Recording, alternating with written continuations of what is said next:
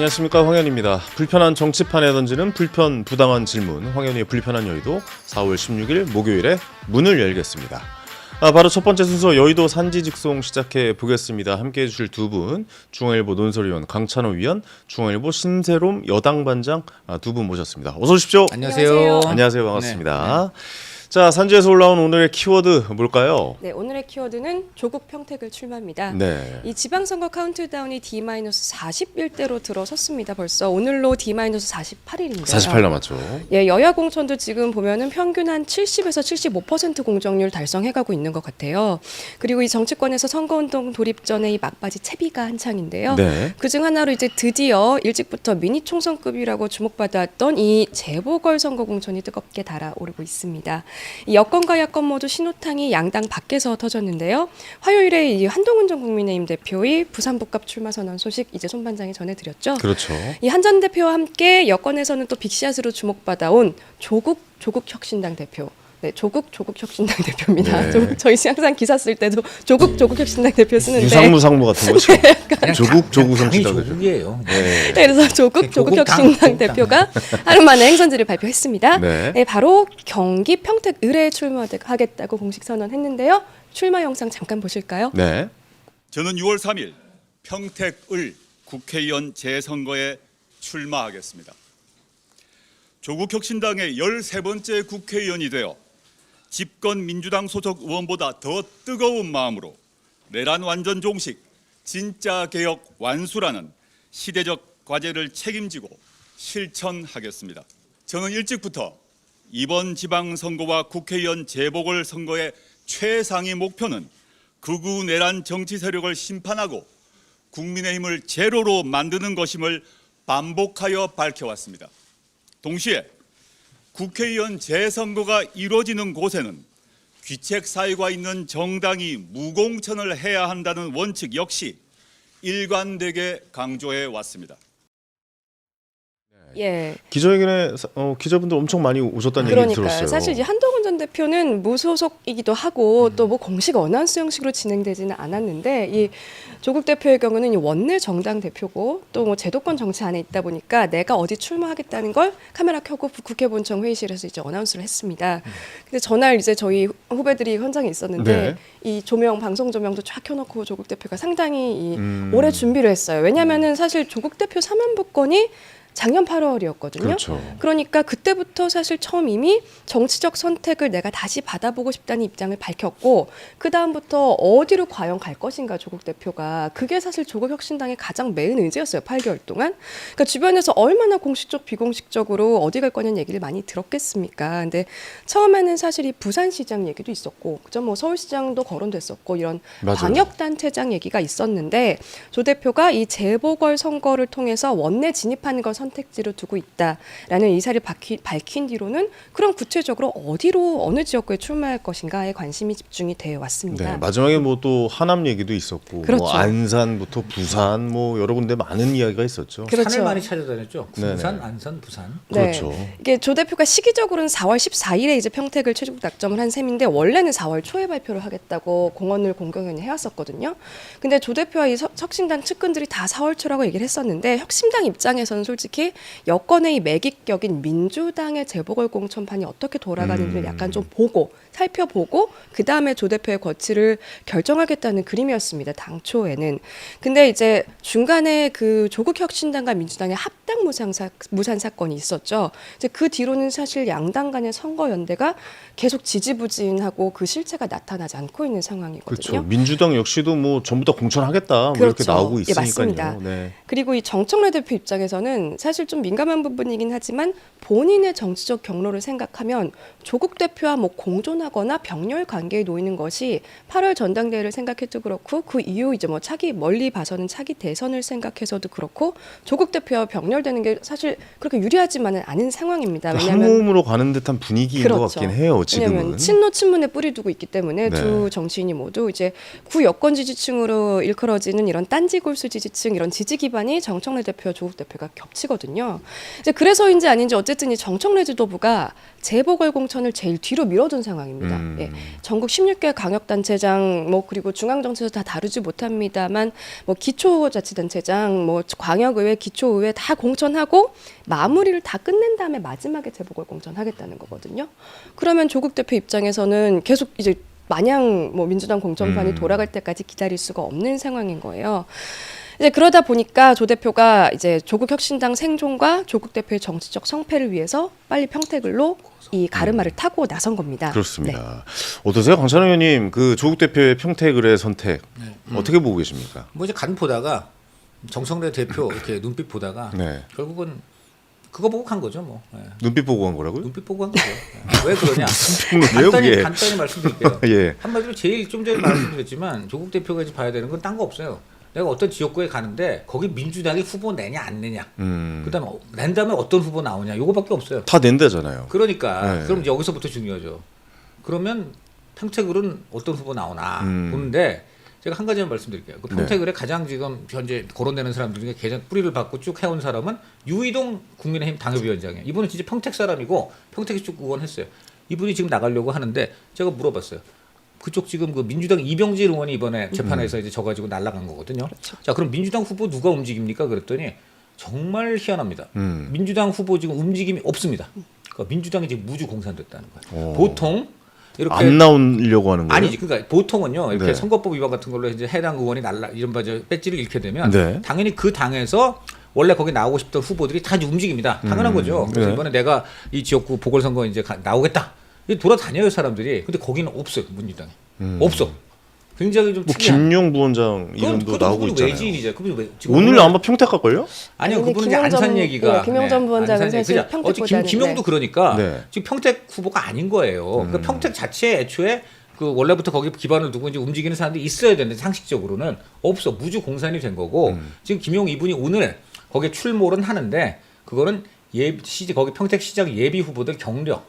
를 하면서 지금 본인의 시선은 안산을 향하고 있다는 얘기가 많아요. 아, 안산 쪽으로 그런 보고 거고요. 있군요. 네. 그래서 그리고 사실 본인이 거기 나가면 어떻게 되겠습니까? 조국 이번 범죄 확정됐다가 사면 복권 받았지만 지금 2년 징역 2년 받은 사람이고 그다음에 지금 그 누구야 김용 이 사람은 지금 징역 5년 연속으로 지금 1, 2심 다 유죄 판결 받고 3심 기다리는 사람이에요. 무슨 평택이에요, 무슨 범죄자, 전과자, 무슨 지금 3심 기다리는 사람 이런 거 되게 집합소냐? 이거 그래서 이런 거 어렵고요. 네. 제가 볼 때는 그 한마디로 조국 대표는 이제 여러 군데를 보다가 민주당 후보가 아주 운이 좋게 안 나오거나 아니면 나와도 안 나오지 그렇습니까? 않잖아요. 그럼 나와도 네.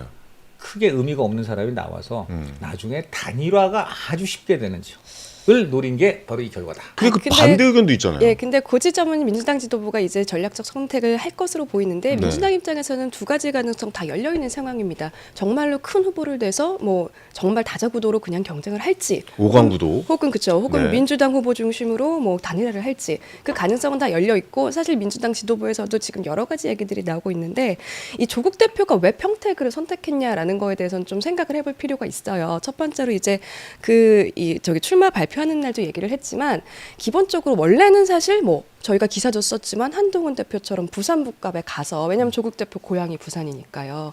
부산 북갑에서 그게 명분은 더 있죠. 예, 빅매치가 성사되는 게 아니냐라는 관측도 있었는데 뭐 한동훈 전 대표가 어제 뭐 나 피해서 도망갔다 이런 글을 올리기도 해서 논란이 됐는데 네.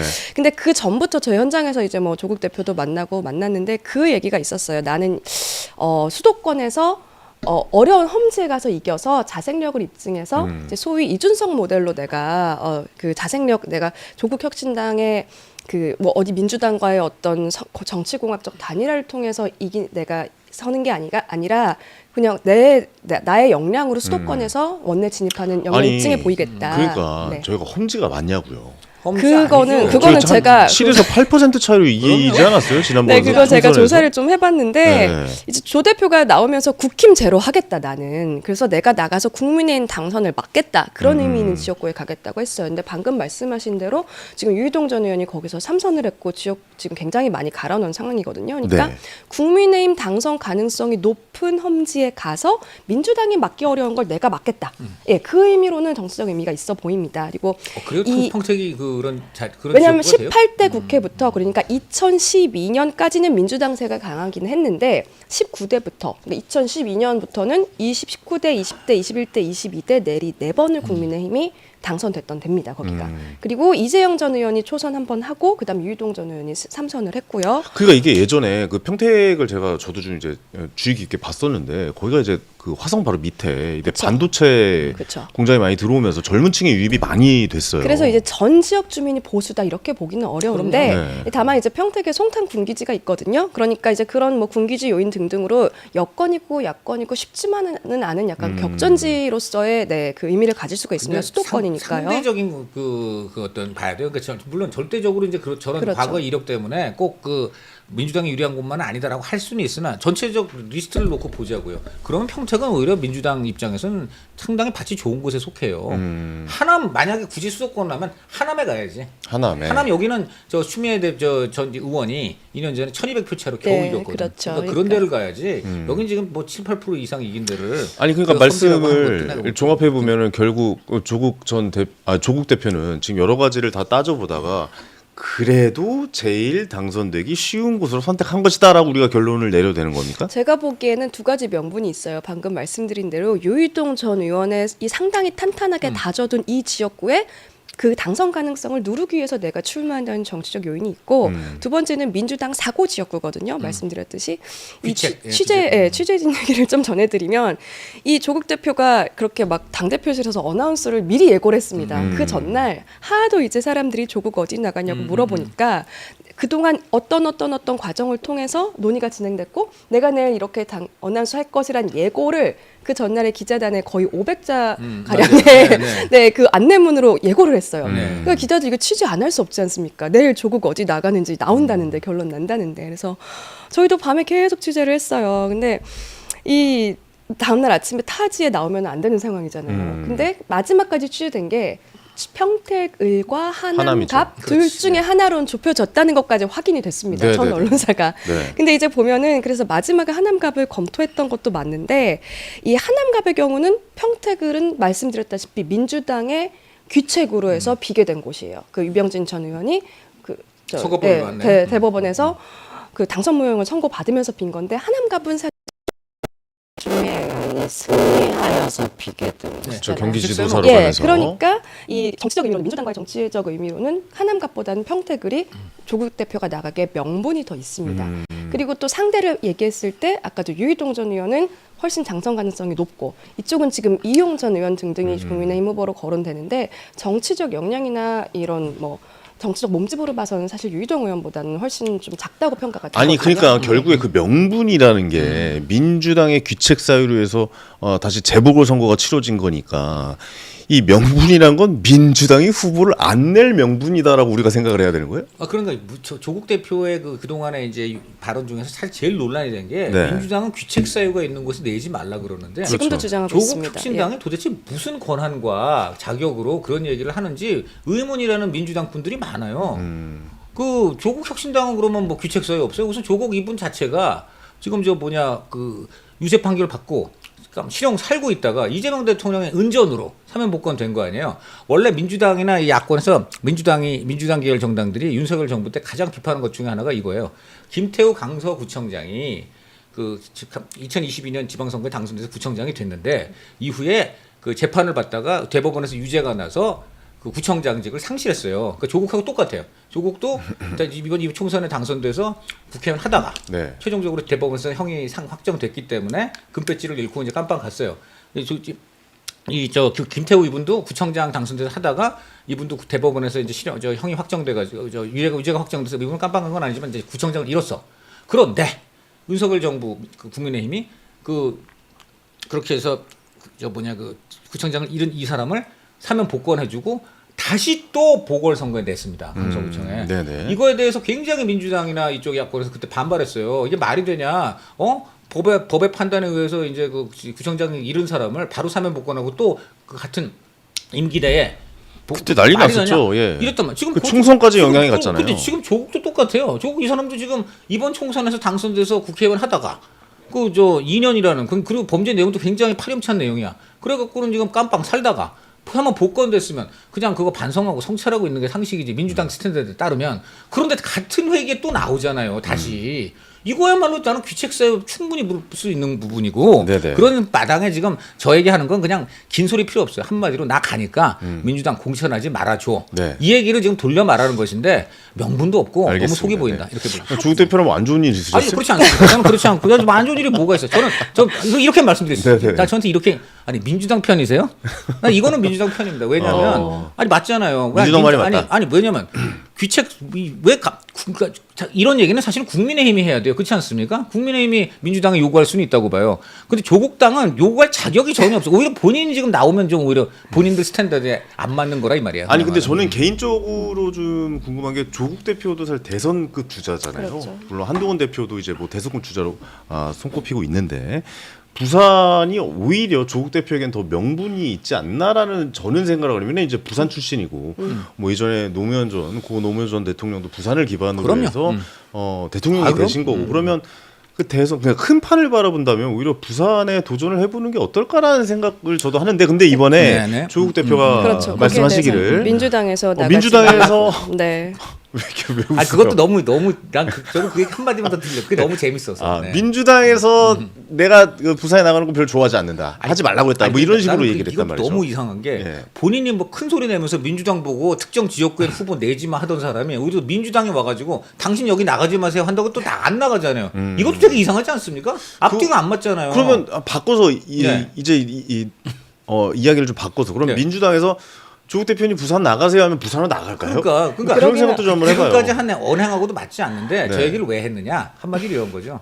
내가 이렇게 민주당 부탁을 받아서 부산 안 나가줬으니까 대신에 내가 나가는 지역구에 민주당은 공천하지 말든지 어느 정도 딜을 딜- 위해서. 아니 딜이 성립이 되죠. 지금 민주당 나는 딱 부산 나가려고 했는데 실은 정말 나가려는 내심이 있었는지 저는 굉장히 의심합니다만 어쨌든 나는 뭐 부산 나갈 수도 있었는데 민주당 사람들이 와가지고 이러면 우리 전재수한테 문제가 생기니까 제발 좀 나가지 말아주세요 해갖고 내가 민주당 사람들 불쌍해서 그래서 내가 안 나가 지금 이래버린 거 아니에요. 그러니까 지금 민주당의 한마디로 내가 좀 채권이 생겼다. 이 얘기 아닙니까? 예, 근데 사실 아까 말씀드렸다시피 합당이 무산된 이후에 혁신당과 민주당 간에 이렇다 할 어떤 눈에 띄는 물밑 협상이나 선거연대가 교류가 전혀 없죠. 지금 없는 상황이에요. 그리고 참 제가 정청래 대표 요새 하시는 걸 보면 되게 무풀로 계속 일관하고 계세요. 곤란한 것에 대해서는. 그러니까 조국 대표의 연대에 대해서도 계속해서 입장을 내지 않고 조국 대표 혼자 지금 약간 몸이 다른 거거든요. 어떻게 보면은 뭐 계속 뭐 부산에는 민주당 주요 인사들이 나가지 말라 그랬다든지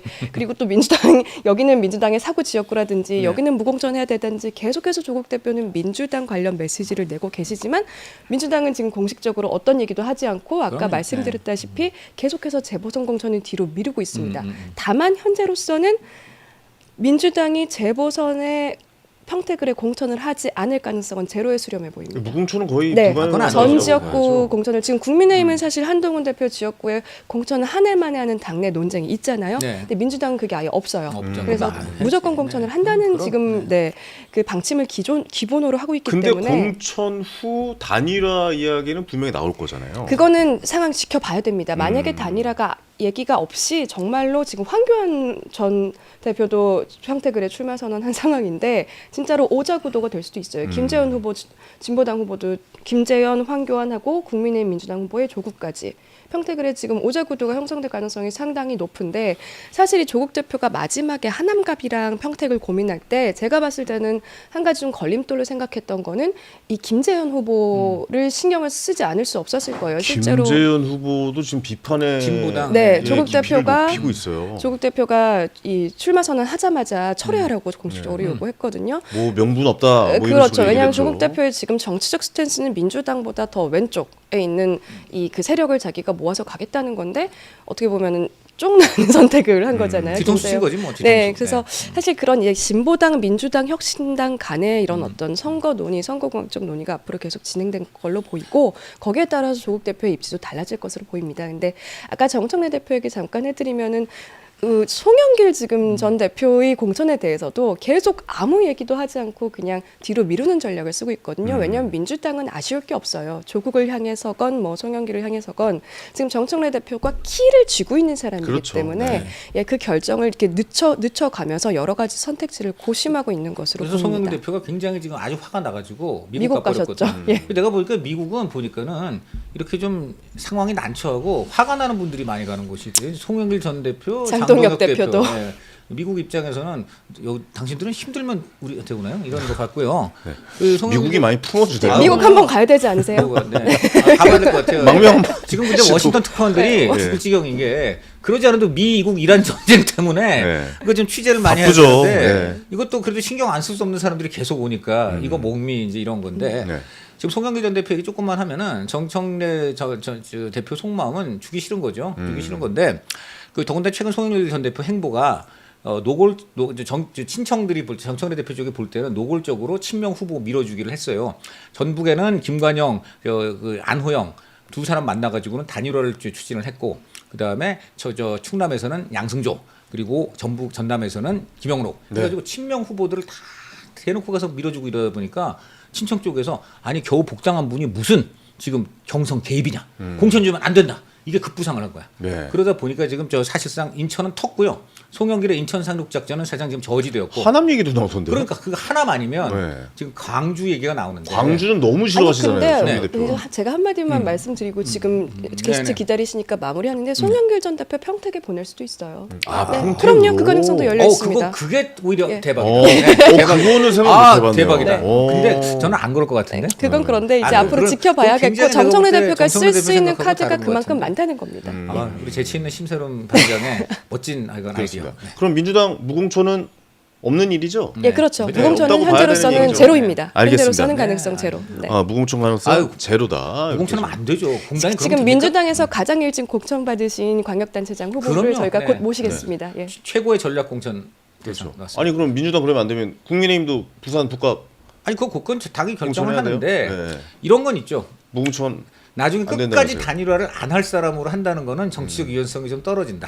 이렇게 볼 수 그럼 오히려 있겠습니다. 한동훈 대표에게 더 유리한 아니 그건 상황일 수도 어쨌든 있고. 정치는 생물이니까 그런 거고요. 알겠습니다. 지금까지 여의도 바닥의 따끈따끈한 소식들 산지 직송으로 빠르게 훑어봤습니다. 자, 2부 불편한 인터뷰에서 민주당의 강원도지사 예비 후보인 우상호 전 청와대 정무수석 만나봅니다. 여러분 궁금한 질문 지금 바로 실시간 채팅창에 남겨주시면 저희가 하나하나 정성껏 질문해 드리도록 하겠습니다. 저희는 1분 뒤에 다시 찾아뵙겠습니다.